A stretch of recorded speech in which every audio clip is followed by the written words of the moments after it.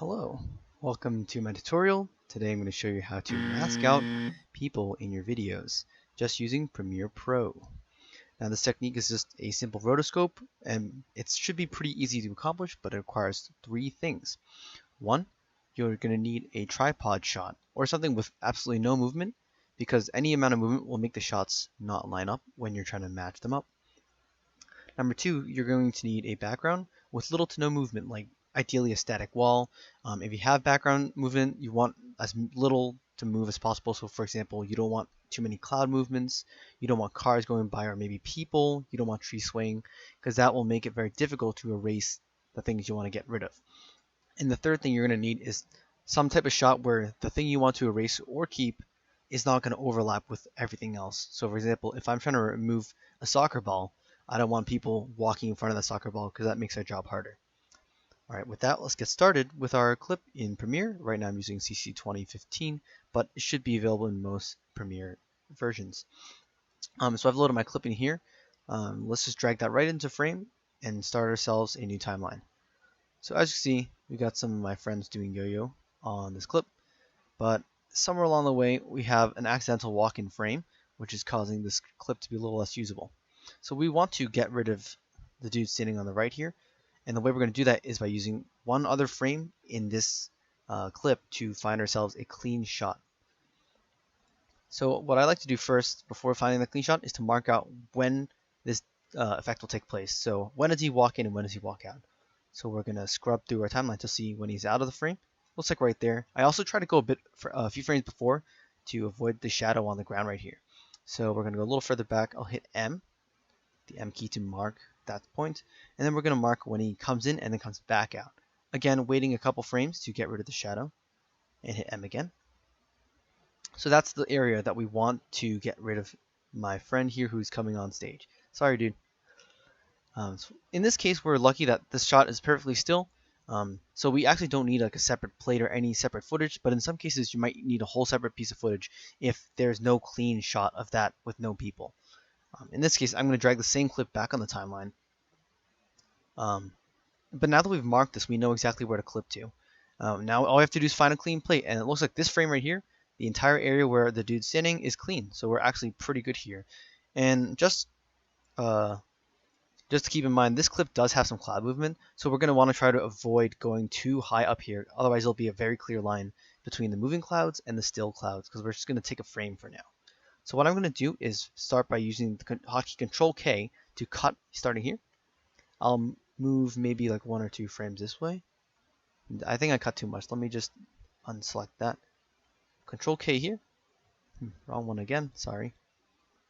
Hit Control K here. We're going to move down 1 or 2 frames and hit Control K again. And now we've basically isolated the frame we want. We can delete these clips. Again, just a duplicate of the clip below. And now we just have this frame here. You could sometimes have a video frame in the side. If the video frame matches up perfectly, you can have a video playing and it looks a lot more realistic. But in this case, I just want a single frame. So what I'm going to do is right click here and use frame hold. This setting here basically freeze frames it. You can delete this as well.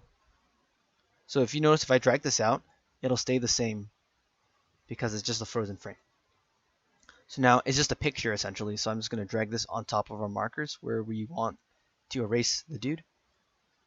And you can use the eyedropper to kind of see, okay, so he's here.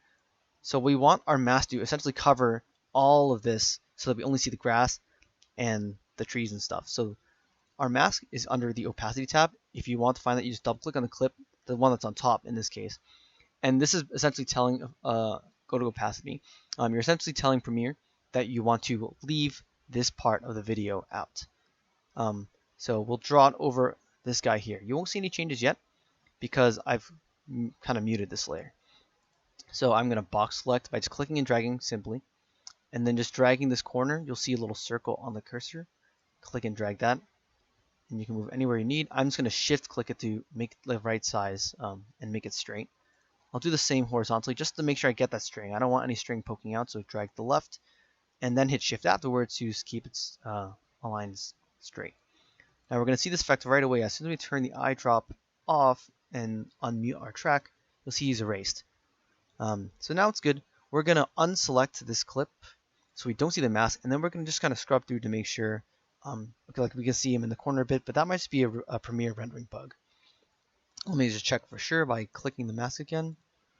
Yep, it's a little off actually, so I'm going to drag this just past the frame to make sure that he's not in the shot, and we're going to try to watch it again. So that looked pretty good, but you notice there's a big jump here where the shadow disappears. We actually picked a bad frame, but for the sake of the video, I'm just going to leave it for now. You probably want to spend more time looking for a frame with a less noticeable shadow change, because now it's like if someone was watching, it'd be kind of jarring to see that, and then when he leaves again, it's gone. So this side's a little better, but on the left, the coming in part of it, this clip has a little bit of a jarring jump between that. But the clouds look pretty good. They don't move as fast. You see right here, we're just erasing them. That's basically all we're doing. And that's basically it. I encourage you to spend more time to look more into it. Sometimes you will need to animate the mask, though, in the case, for example, he's not just in this one spot. Because ideally, you don't want to mask more than you have to, because then it becomes obvious as a photo if someone's looking close enough. And in that case, you use the Premiere animation tools, just using the animation keyframe toggle and just going frame by frame to rotoscope manually. If it gets too bad, sometimes you're going to want to go into After Effects to do more advanced roto work, but for a lot of projects, this will usually do the job. So best of luck. If you have any questions, just leave a comment or just message me.